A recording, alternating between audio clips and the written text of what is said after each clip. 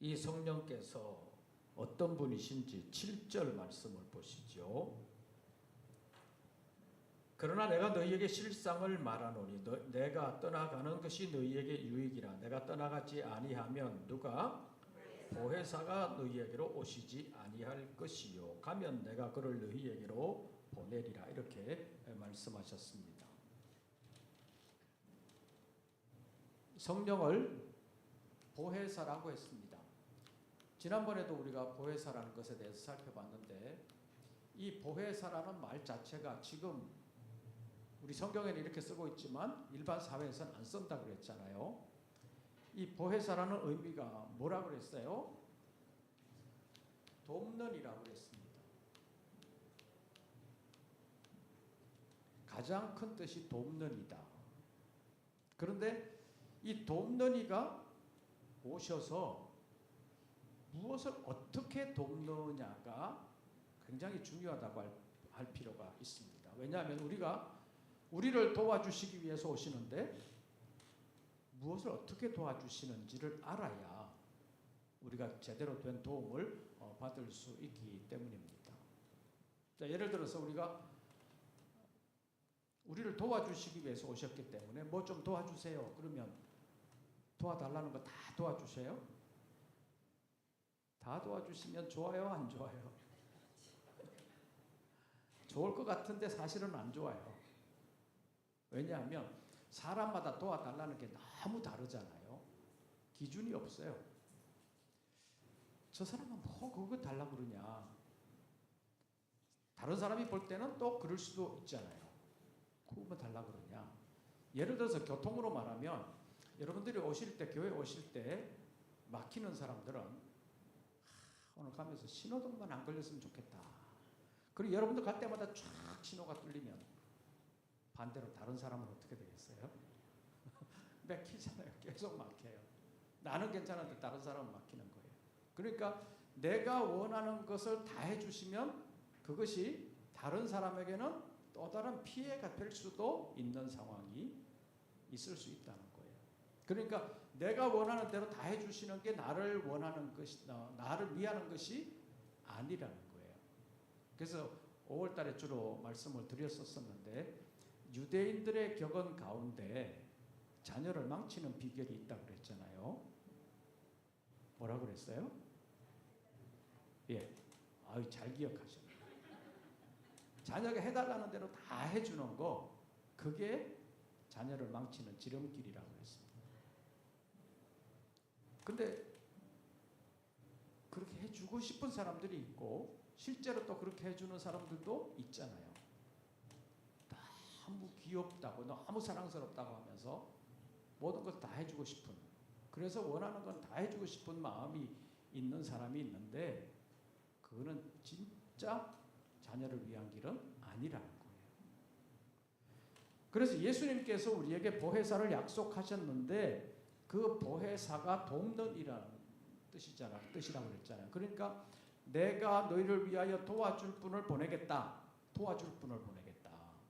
우리가 보혜사라는 말을 쓰니까 실감이 안 나니까 좀 바꿔서 말하면, 너를 도와줄 수 있는 분을 내가 보내주겠다. 그런데 뭘 어떻게 도와주는지를 알아야, 내 모든 것을, 내가 원하는 것을 다 도와주시지는 않을 거니까 무엇을 어떻게 도와주시는지를 알아야 우리가 어떤 도움을 청할 수 있는지, 어떤 도움을 받을 수 있는지, 그것을 알 수 있기 때문에 제대로 알아야 된다고 말할 수 있습니다. 그래서 오늘 본문을 통해서 세상을 책망하는 성령이라는 제목으로 잠깐 살펴보겠습니다.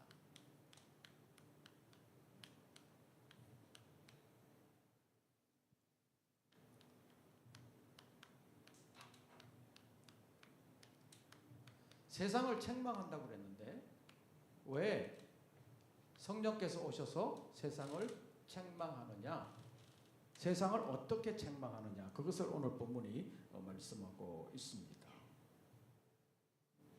제가 7절을 읽으면 여러분들이 8절을 읽어주시기를 바랍니다. 그러나 내가 너희에게 실상을 말하노니 내가 떠나가는 것이 너희에게 유익이라. 내가 떠나가지 아니하면 보혜사가 너희에게로 오시지 아니할 것이요 가면 내가 그를 너희에게로 보내리니.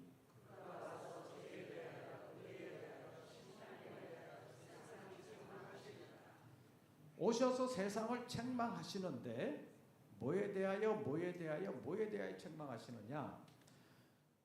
우리를 도와주시기 위해서 오시는데 오셔서 세상을 책망하실 것이다. 세상을 책망하는 것이 그러면 우리를 뭐 하는 것이다? 도와주는 거다. 그런 얘기예요. 세상을 책망하는 것이 우리를 도와주시는 거라는 거예요. 그러면 우리는 세상과 어떻게 해야 돼요? 주의 성령이 오셔서 세상을 책망하면 우리는 세상 편에 서면 안 된다는 거잖아요. 그래서 세상과 적당한 거리를 둘 필요가 있다는 얘기입니다.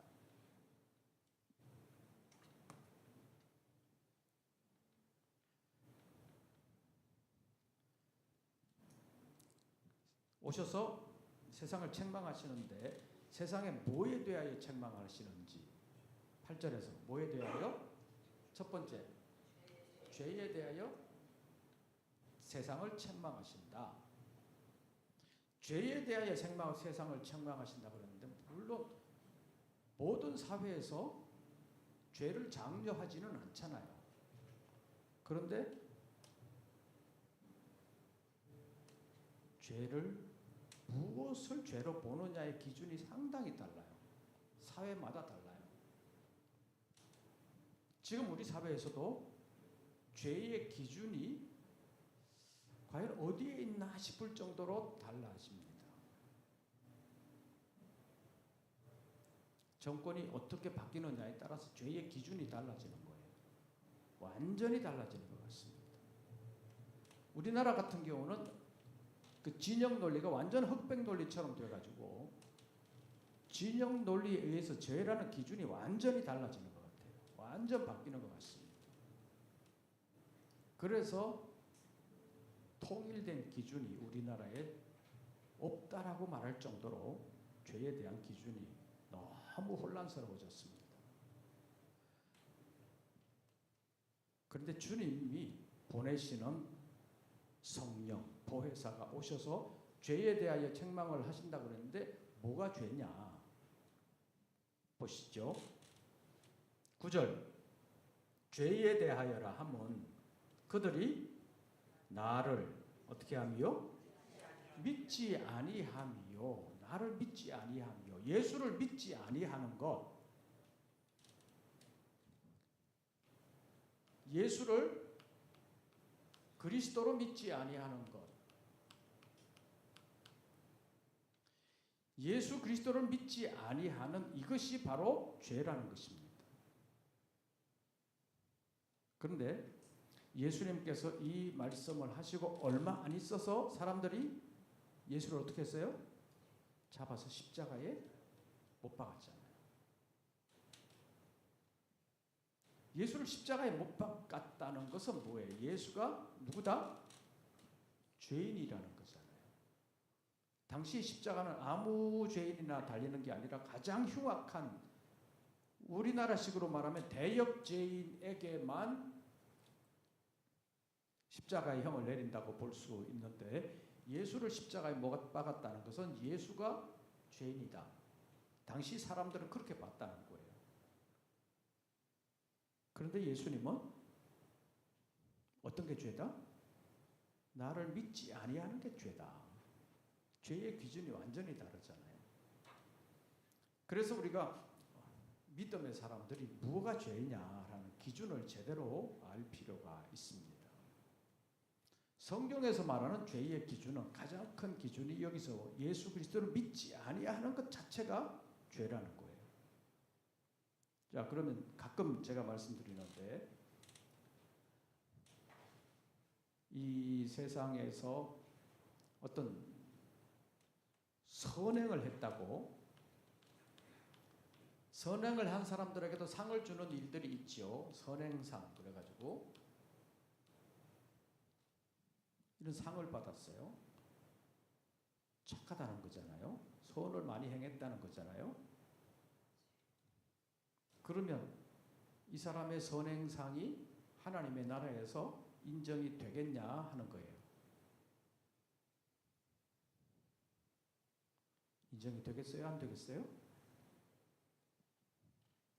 다른 악을 행한 것보다야 낫겠지만 이것이 근본적으로 그를 구원할 수 있을 만한 선행이 되냐? 그건 아니라는 거예요. 왜냐하면 죄에 대한 기준이 완전히 다르기 때문입니다. 예수를 믿느냐 안 믿느냐가 죄가 있냐 없냐의 가장 큰 기준이 된다는 것입니다. 그러니까 세상에서 선행상을 받을 정도로 착한 일을 많이 했어도 예수 안 믿으면 뭐다? 죄인이다. 그러면 하나님의 나라에 못 들어간다. 그거예요. 그러니까 세상 기준으로 아무리 착하게 살아도 예수 안 믿으면 죄인이다. 구원 못 받는다. 그걸 가지고 세상 사람들 가운데 야 그게 죄가 되면 나는 안 믿겠다. 그런 사람도 있을 수도 있어요. 세상의 기준으로 볼 때 착한 일을 많이 하면 선한 사람이고 세상 기준으로 죄를 많이 지면 죄인이지. 무슨 예수 믿는다고 죄인 아니고 예수 안 믿는다고 죄인이냐. 그렇게 말할 수 있는데 성경에서 말하는 죄라는 거. 예수님께서 직접 여기서 말씀하시는 그 의도는 예수를 그리스도로 믿지 아니하는, 좀 더 거슬러서 말하면 이 땅의 구원자로 보내신 하나님의 아들을 믿지 않는다는 것은 하나님을 믿지 않는다는 것이기 때문에 그게 죄라는 거예요. 그래서 요한복음 14장에서 두려워하는 제자들에게 이제 예수님께서 가실 것을 말씀하셨을 때 두려워하는 제자들에게 하나님을 믿으니 또 나를 믿어라 이렇게 말씀하셨습니다. 그런데 예수를 안 믿는다는 것은 예수만 안 믿는 게 아니라 예수를 보내신 하나님을 안 믿는 것이 된다는 것입니다. 그래서 이것이 죄라는 거예요. 그래서 죄의 기준이 성경의 기준과 이 사회의 기준이 다르다는 사실을 우리가 알 필요가 있습니다. 우리 성경 한번 찾아보죠. 로마서 제14장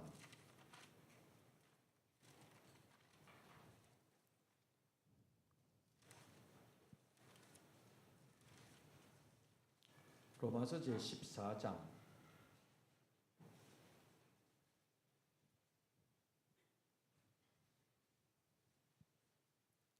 우선 23절 로마서 제14장 23절 한 절 말씀 먼저 보고 다른 말씀들을 좀 찾아보겠습니다. 23절 다 같이 읽습니다. 의심하고 먹는 자는 정죄되었나니 이는 믿음을 따라하지 아니하였기 때문이라. 믿음을 따라하지 아니하는 것은 다 죄니라. 여기 죄의 기준을 말씀했어요. 믿음을 따라하지 아니하는 것은 다 죄다. 믿음을 따라하지 아니하는 것은 다 죄다. 여기서 믿음을 따라하지 않는다는 게 뭐냐? 로마서 14장에서는 믿음이 연약한 자와 믿음이 강한 자를 대조하면서 믿음이 연약한 자들을 받되 그들의 의견에 대해서 너무 비판하지 말아라.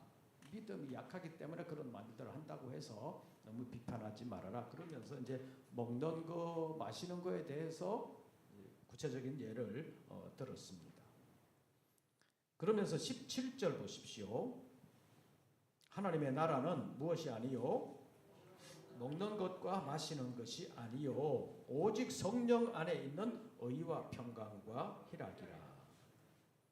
세상은 흔히 다 먹고 살자고 하는 얘기 아니냐 그런 말들 많이 하잖아요.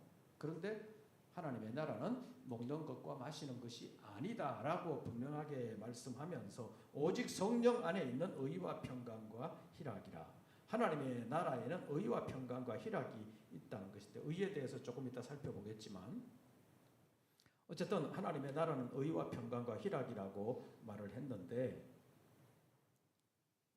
23절에서 믿음을 따라하지 아니하는 것이 다 죄라 그랬는데 믿음을 따라한다는 게 뭐냐? 그것에 대해서 구체적으로 이제 말하고 있습니다. 21절 보십시오. 21절 뭣도 먹지 아니하고 고기도 먹지 아니하고 그다음 포도주도 마시지 아니하고 무엇이든지 내 형제로 뭐하게 하는 것 거리끼게 하는 일을 아니함이 아름다우니라. 고기 먹지 말아라. 채식해야 되나? 이렇게 생각할 수도 있잖아요. 자, 포도주도 마시지 말아라. 그러면서 무엇이든지 내 형제로 거리끼게 하는 일을 아니함이 아름다우니라. 이 말은 그냥 고기 안 먹고 채식해라. 포도주 안 먹고 그냥 요즘 우리식으로 말하면 일반적인 음료수만 마셔라. 그런 얘기가 아니라 고기를 왜 안 먹는 게 아름답다 그러냐? 앞에 나오는 말씀들과 관련해서 보면 자, 당시의 고기는 대부분 그 우상의 제물이었다는 것입니다. 그러니까 우상의 제물이었으니까 예를 들어서 신전에서 바쳤던 고기가 나와서 이제 유통이 되면서 팔리는데 그걸 사 먹으면서 이거 우상의 제물인데 우상의 제물 우리가 먹으면 안 되잖아. 그러면서 마음에 끓이기는 일이 있는 거예요. 시장에서 파는 거기는 한데 이게 우상의 제물일 수도 있다. 그런 얘기들을 하면서 야, 그 고기 먹으면 안 돼. 그 고기 우상의 제물이야. 그렇게 얘기를 했는데 아이 괜찮아 그러고 먹었어요. 그러면 다른 사람이 볼 때 쟤는 뭐 먹었다? 우상의 제물을 먹었다. 그러니까 쟤는 죄지었다.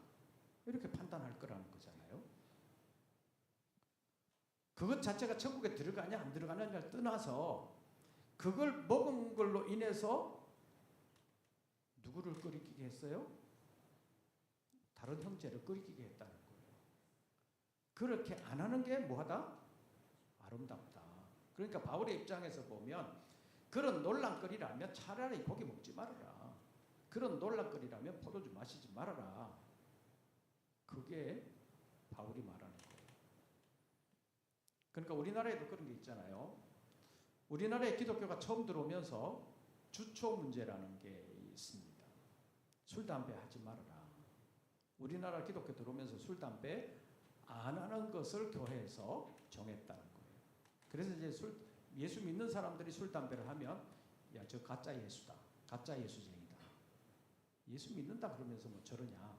그런 비난을 받을 수가 있어요. 그래서 그런 말을 듣는다면 차라리 안 하는 게 훨씬 낫다. 그게 오늘 바울이 말하는 거예요.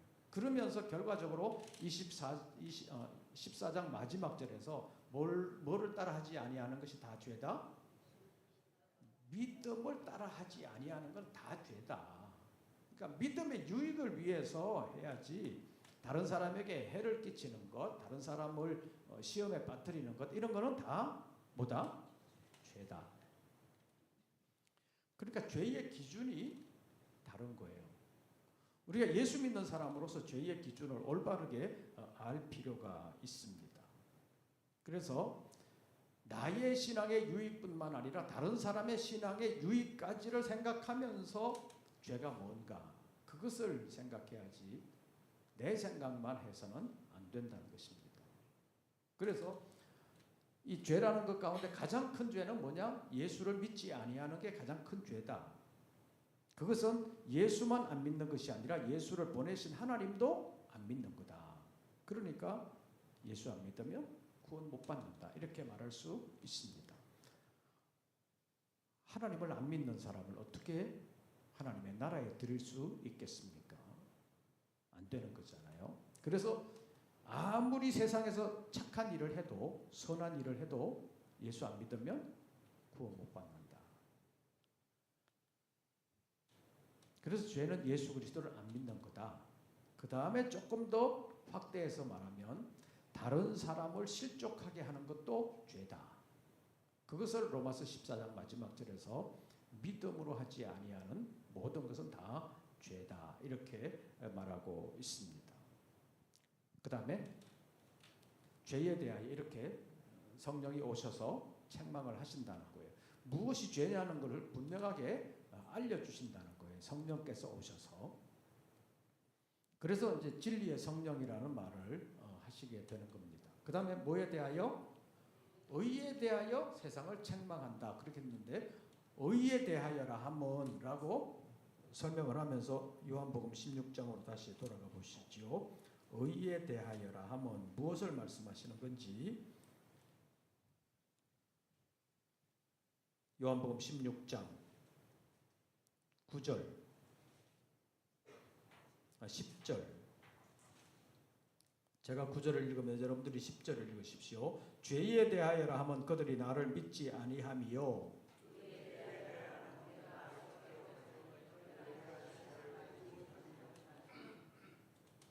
의에 대하여라 하면 내가 누구에게로 가니? 내가 아버지에게로.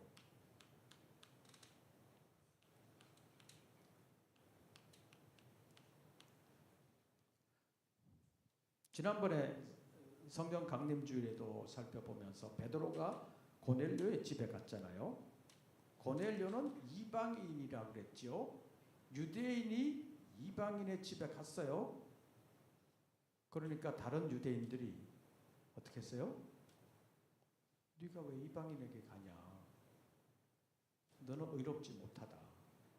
너는 법을 어겼다. 이렇게 비난했잖아요. 그런데 예수께서 누구에게로 가노? 아버지께로 간다. 그러면 예수께서 아버지께로 간다는 것은 아버지께서 예수를 받아주셨고 부르셨다는 거예요. 그러면 예수 그리스도가 죄인이 아니라 누구다? 의인이다. 유대인들은 예수를 죄인이라고 십자가에 못 박을 것이지만 이제 이 말씀을 하시고 얼마 안 있으면 유대인들이 예수를 십자가에 못 박아야 된다 그러면서 예수를 십자가에 못 박을 거지만 하나님께서는 예수는 죄인이 아니다 라고 인정을 하고 그를 받아주신다는 거예요. 이게 의라는 거예요. 하나님이 받으시는 게 의라는 거예요. 하나님이 받으시지 않는 것은 불이고 하나님이 받으시는 것이 의다. 그러니까 의라는 기준이 세상이 용납하는 것이 의가 아니라 하나님이 받으시는 것이 의다. 죄라는 것도 마찬가지였잖아요. 의도 마찬가지예요. 그래서 예수께서 이제 좀 있으면 십자가에 달리실 것이지만 그래서 사람들은 죄인이다. 그것도 십자가에 못 박힐 것이기 때문에 예수가 큰 죄를 범했나 보다. 그렇게 생각을 하겠지만 내가 아버지께로 가는 거다. 그러니까 이것은 의다. 미리 말씀하시는 거예요. 왜 미리 말씀하셔요? 이런 일이 있는 것을 보니까 말씀대로 됐구나. 그러니까 결국 예수 그리스도께서 십자가에 달리시는 것은 어떤 죄 때문에 달리시는 것이 아니라 하나님의 의를 이루는 것이다. 그래서 예수님께서 십자가에서도 마지막으로 하신 말씀이 다 이루었다. 그거잖아요. 하나님의 의를 다 이루었다. 예수 그리스도의 십자가와 부활 그리고 승천이라는 것은 아버지께로 가는 과정이라고 볼 수 있기 때문에 그 모든 일들은 의다라는 것을 나타내 주셨다는 것입니다. 그래서 예수 그리스도께서 아버지께로 가는 것이 예수가 죄인이 아니라 의인이라는 것을 드러내는 것이 된다는 것입니다. 10절 다시 보시죠. 의에 대하여라 하면 내가 누구에게로 가니? 아버지에게로 가니. 다시 말씀드립니다. 유대인들은 예수를 누구라고 해서 십자가에 못 박아요? 죄인이라고 해서 십자가에 못 박지만 그러나 그 예수 그리스도께서 부활하시고 아버지께로 가는 이것을 통해서 하나님은 예수가 죄인이 아니라 의인이라는 것을 분명하게 드러내신다는 것입니다. 그래서 앞으로 십자가 사건을 보면서 제자들이 예수께서 십자가에 못 박히는 것을 보니까 죄인이다. 그것이 아니라 또 사람들이 예수를 십자가에 못 박는 그들을 보면서 많은 사람들이 그렇게 주장하면 그게 옳은 게 아니냐. 그러니까 예수에게도 뭔가 잘못한 것이 있지 않겠냐. 그렇게 생각하는 사람들이 많이 있을 수 있겠지만 예수님께서 미리 말씀하시는 이유는 내가 아버지께로 가는 것은 내가 죄인이 아니라 내가 의인이라는 것을 드러내는 것이다. 아버지께서 나를 증언하시는 것이다. 그래서 의라는 것은 내가 아버지께로 가는 것이다 라고 말씀하고 있습니다. 그 다음에 세 번째로 뭐에 대하여 세상을 책망하시리라? 심판에 대하여. 심판에 대하여라 하면 뭐라고 그랬어요? 11절 심판에 대하여라 하면 이 세상 임금이 심판을 받았음이니라. 이 세상 임금이 심판을 받았음이니라. 여기 말하는 이 세상 임금, 문자적으로만 보면 당시의 임금은 누구예요? 왕이잖아요. 헤롯 왕, 당시의 왕. 그 다음에 또 로마 왕, 황제가 있지요. 그런데 여기서 말하는 세상 임금이라는 것은 그런 사람이 아니라는 것입니다. 영적인 면에서 세상 임금이라는 것은 누군지 에베소서 제6장을 한번 찾아보시죠. 에베소서 제6장. 우리의 신령한 영적 싸움에 대하여 말씀하고 있습니다. 에베소서 제6장 10절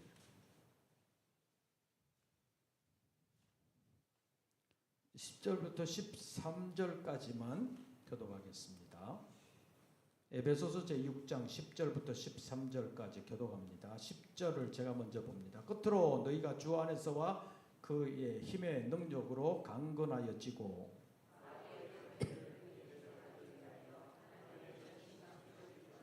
우리의 씨름은 혈과 육을 상대하는 것이 아니요 통치자들과 권세들과 이 어둠의 세상 주관자들과 하늘에 있는 악의 영들을 상대함이라.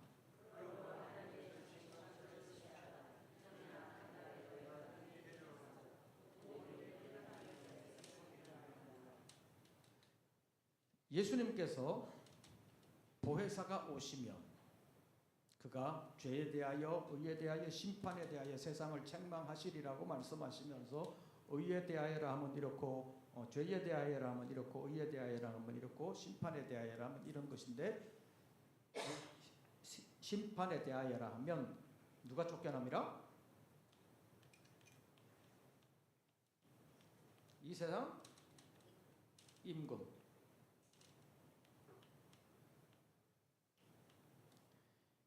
이 세상 임금이 쫓겨나게 되는 심판을 받게 될 것임을 말씀을 했는데 이 세상 임금이 누구냐? 당시로 보면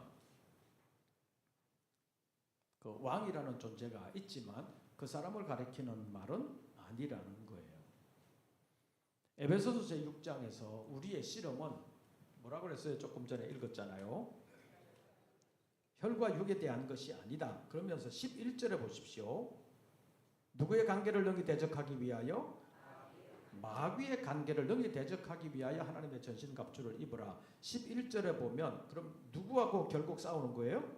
마귀하고 싸우는 거예요. 마귀하고 싸우기 위해서 마귀에게는 관계한 것이 있기 때문에 하나님의 전신갑주를 입어야 된다. 이렇게 말씀하고 있습니다. 또 13절에서도 보면 그러므로 하나님의 전신갑주를 취하라. 이는 악한 날에 너희가 능히 뭐하고 대적하고 모든 일을 행한 후에 서기 위함이라. 마귀와의 싸움에 대하여 말씀을 했습니다.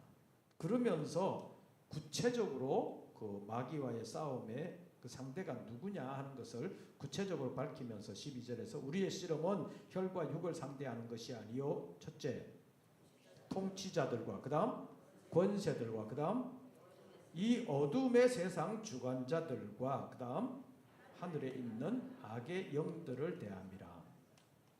자, 우리의 씨름은 혈과 육에 대한 것이 아니요 첫째 통치자들. 자, 이 사람, 자 이렇게 보이는 이 사람 통치자입니까? 통치자잖아요. 그 다음 또 권세들. 세상 임금은 권세가 있어요, 없어요? 권세 있잖아요. 권세지잖아요. 그 다음에 또 이 어둠 세상의 주관자들 이렇게 표현하잖아요. 어두운 세상의 주관자가 이 세상 임금이잖아요. 그 다음에 또 마지막으로 하늘에 있는 악의 영들에게 대하면 이게 다 통치자들, 권세들, 이 어둠 세상의 주관자들 이게 다 통틀어서 한 통속이라는 거예요. 하늘에 있는 악의 영들 이것을 오늘 본문에서는 뭐라고 표현하고 있어요? 이 세상 임금이다 이렇게 표현하고 있다는 것입니다. 그러니까 심판에 대하여라 하면 이 세상 임금이 쫓겨나게 되는 심판이 있다라는 것을 예수님께서 미리 보혜사가 오시면 성령이 오시면 이런 것에 대하여 세상을 책망하시게 된다라는 것을 말씀하셨다는 것입니다. 이 세상 임금이 지금 현재로 보면 모든 것 위에 가장 강한 존재로 있는 것 같습니다. 이 세상 임금의 뜻대로 되는 것 같습니다. 그런데 하나님은 이 세상 임금도 심판하시는 분이라는 것을 분명하게 말씀하고 있습니다.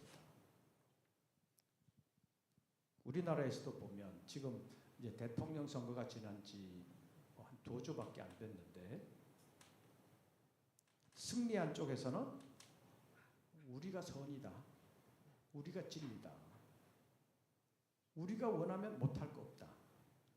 이게 승리한 쪽에서 가지는 어쩌면 승리의식이고 어쩌면 자의식이고 자기들 생각이 의라고 생각하는 거예요. 왜냐? 권력이 자기들에게 왔기 때문이라고 생각합니다. 권력은 우리 거다. 그러니까 우리가 만드는 건 다 의다. 이렇게 말할 수 있다는 것인데 당시로 보면 예수님을 십자가에 못 박게 하는 일들이 생길 것이기 때문에 그것을 하면서 로마라고 하는 권력을 등에 업고 하는 거잖아요. 사형은 로마의 허락 없이는 안 된다. 그거기 때문에 빌라도로부터 허락을 받아내려고 가전 수단을 다 부리고 요즘식으로 말하면 데모까지 하잖아요. 그렇게 해서 이제 허락을 받아서 예수를 십자가에 못 박게 내주는데 이 권력이 가장 큰 것 같습니다. 그런데 이 권력도 결국 주님의 심판을 받게 된다는 거. 이 세상 임금이 쫓겨나는 것이 하나님의 심판이라는 것을 누가 말씀하신다는 거예요? 보혜사가 오시면 이 세상 권력 최고 정점에 있는 이 권력 세상 임금도 심판을 받게 된다라는 것을 말씀하시면서 세상을 책망하시리라고 말씀했습니다. 그러니까 세상적인 속성상 세상 임금은 모든 것을 주관하고 가장 높은 위치에 있고 의와 죄를 판단하는 판단의 주체 같지만 실제로는 하나님이 보내시는 우리의 믿음을 돕기 위해서 보내시는 보혜사 성령께서 오셔서 무엇이 죄다, 무엇이 의다, 나중에는 이런 심판이 있다라는 것을 세상을 책망하면서 우리에게 알려주신다는 것을 예수님께서 말씀하셨습니다. 그래서 세상 임금이라는 거 그것이 현실적으로 보면 가장 큰 권력을 가지고 있고 모든 의와 죄를 가르는 기준이 되는 것 같지만 결과적으로는 궁극적으로는 하나님께서 모든 것을 판단하시고 심판하신다는 것을 말씀하고 있습니다.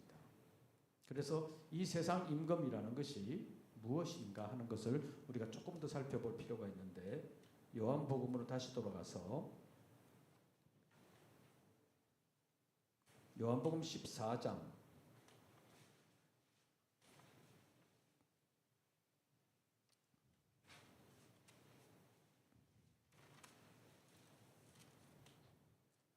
16장에서 이 말씀을 하시기 전에 14장에서 어떤 말씀을 하셨는지 14장 30절을 보시죠.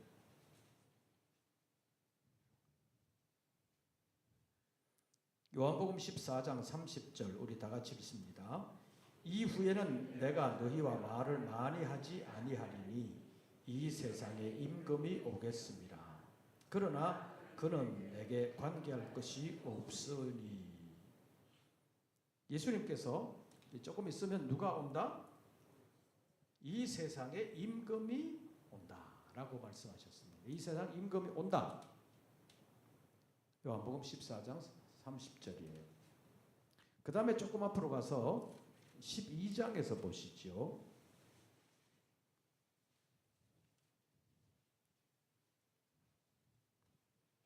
12장 31절. 요한복음 12장 31절. 다 같이 읽습니다. 이제 이 세상에 심판이 이르렀으니 이 세상에 임금이 쫓겨나리라. 예수님께서 말씀하십니다. 이제 너희와 말을 많이 하지 아니할 것이다. 왜냐하면 이 세상 임금이 어떻게 할 것이다? 올 것이다. 말을 많이 안 하겠다. 이 세상 임금이 온다. 그 말은 내가 말을 못하도록 하는 세상 임금이 온다. 결국 나를 죽이는 세상 임금이 온다. 그런데 12장 31절로 가면 이 세상의 임금이 어떻게 된다? 쫓겨나게 된다. 하나님이 이 세상을 심판하시면서 이 세상의 임금이 올 것이지만 쫓겨나게 된다. 쫓아낸다. 라고 말씀하시는 것은 이 세상 임금을 하나님이 심판하실 것이다. 라고 말씀하시는 것입니다. 이것을 보면 이제 예수님을 잡아서 십자가에 못 박는 일을 할 세상 임금이 온다.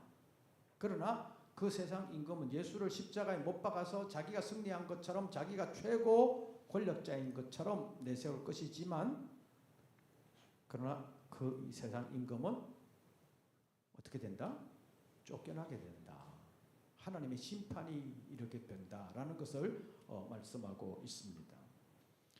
그러니까 사람들이 이 세상 임금이 가지고 있는 권력에 대하여 두려워하고 그 권력에 대하여 잘 보이려고 하는 속성을 가지고 있을 것이지만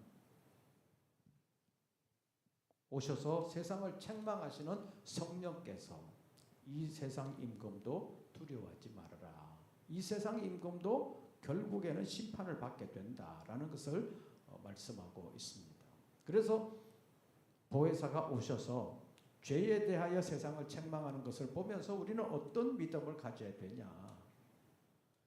예수 안 믿는 게 죄다. 다른 사람에게 죄를 짓게 하는 것도 죄다.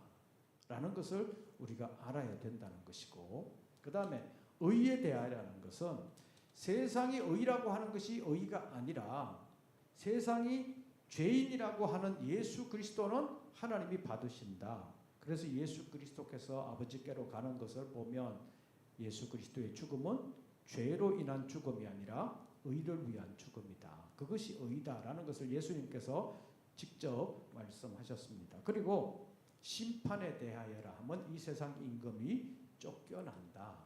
세상 권력을 이용해서 사람들을 멸망으로 끌고 가고 있는 그 마귀의 세력이 결국에는 심판을 받게 된다는 것을 예수님께서 이미 경고를 하셨습니다. 그러니까 예수님께서 가시기 전에 내가 가면 보혜사를 보내줄 것인데 그 보혜사가 와서 이런 일들을 하면서 세상을 책망하게 될 것이다. 그러니까 세상에 대하여 바르게 알고 세상을 너무 두려워하지 말아라. 이것이 예수님께서 말씀하시는 교훈이라고 볼 수 있습니다. 그래서 우리가 이 시대를 살아가면서 많은 사람들이 이것이 죄고 이것이 의다라는 주장을 하게 될 것이지만 그들의 주장에 의해서 죄가 의와 갈라지는 것이 아니라 주님의 기준이 있다. 주님께서 말씀하신 성경의 기준에 의해서 죄와 의가 판단되는 것이지 세상 기준에 의해서 판단되는 것이 아니라는 것입니다. 그래서 지금 우리나라에 극심한 혼란이 있는 것은 무엇이 죄인가에 대한 기준이 진짜 모호해졌다고 볼 수 있습니다. 진영 논리에 따라서 완전히 달라지는 그런 시대 속에서 우리가 살아가고 있는데, 성경적인 기준은 아무리 많은 사람이 죄가 아니라고 해도 성경이 죄라고 하면 죄라는 사실을 우리가 알아야 된다는 것입니다. 왜냐하면 이 세상 임금은 영원한 권력이 아니라는 것입니다. 예수님께서 말씀하시잖아요. 이 세상 임금이 오겠습니다. 그러나 그 세상 임금이 쫓겨나겠습니다. 왜냐하면 하나님의 심판이 있기 때문이라는 것을 예수님께서는 미리 경고하셨습니다.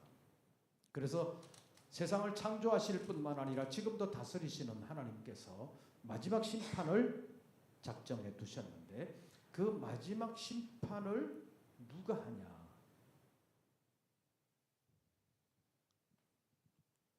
어제가 아니지, 지난주지요. 사도행전 10장에서 베드로가 고넬료의 가정에 와서 설명한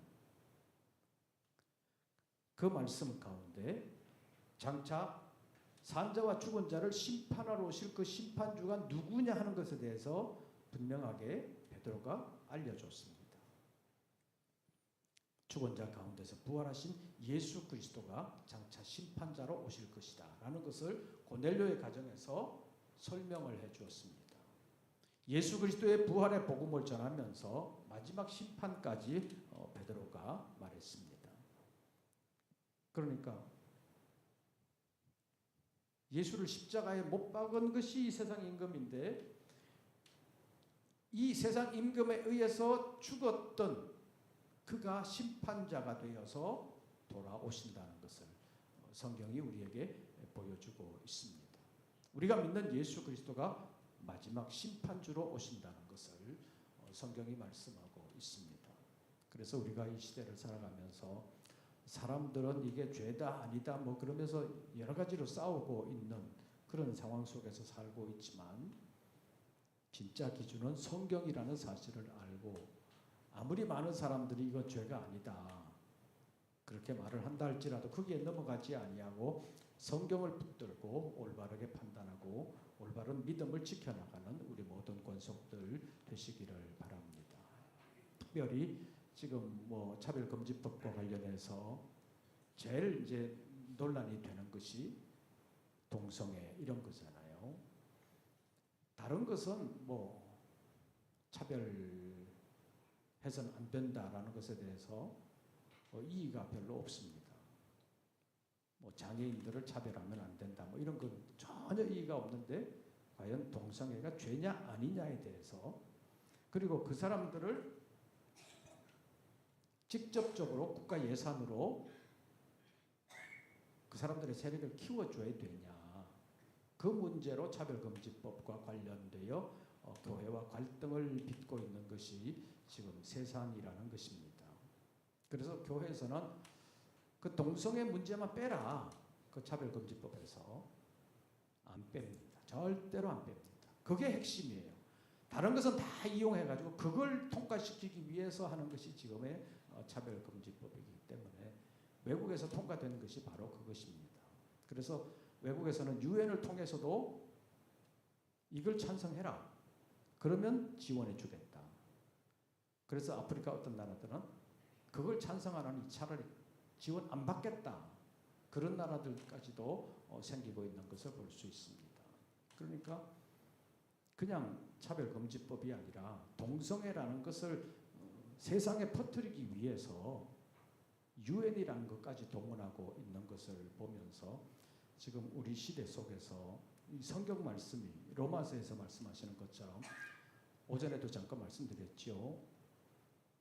죄를 죄가 아니라고 하는 것에 그치지 아니하고 그것을 적극적으로 장려하는 쪽으로 가고 있는 것이 세상이라는 것입니다.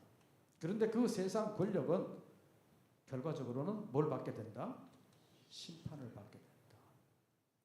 예수 그리스도께서 오셔서 이 세상 임금을 심판하게 된다. 1차적인 심판은 예수 그리스도의 십자가에서 이미 1차적인 심판이 있었습니다. 예수를 십자가에 못 박았으나 예수는 3일 만에 부활하셨다. 그 말은 예수를 십자가에 못 박으면서 죽음이라는 것, 이걸 가지고 모든 것을 다 다스린다고 생각했던 죽음의 권세를 잡은 자 마귀가 십자가에서 패했다. 그 얘기예요.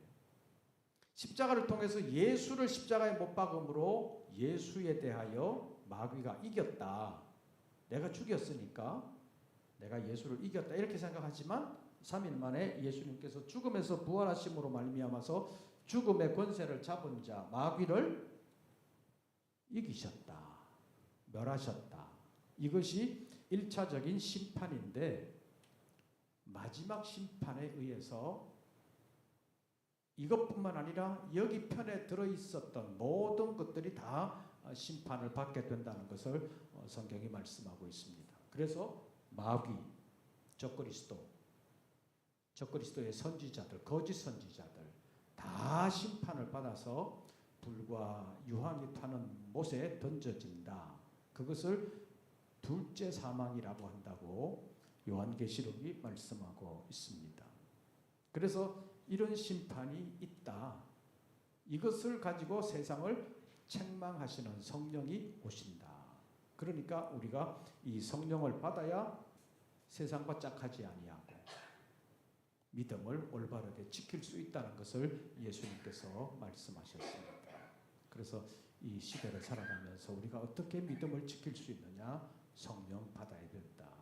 성령의 인도함을 받아야 된다. 성령을 힘입어야 된다. 왜냐하면 이런 세력들이 예수를 십자가에 못 박을 만큼 강한 권력을 가지고 있었는데 지금 그 권력들이 우리의 믿음을 방해하는 집중적인 그리고 전방위적인 공격을 가하고 있기 때문에 이기려면 성령의 도움을 받아야 된다는 것입니다. 그래서 돕는 이로서 성령이 보혜사로 이 땅에 오셨다는 것을 우리가 생각하면서 진짜 믿음을 올바르게 지키기 위해서는 성령을 힘입어야 된다라는 것을 생각하면서 우리 잠깐 찬송 부르시고 기도하겠습니다. 찬송가 342장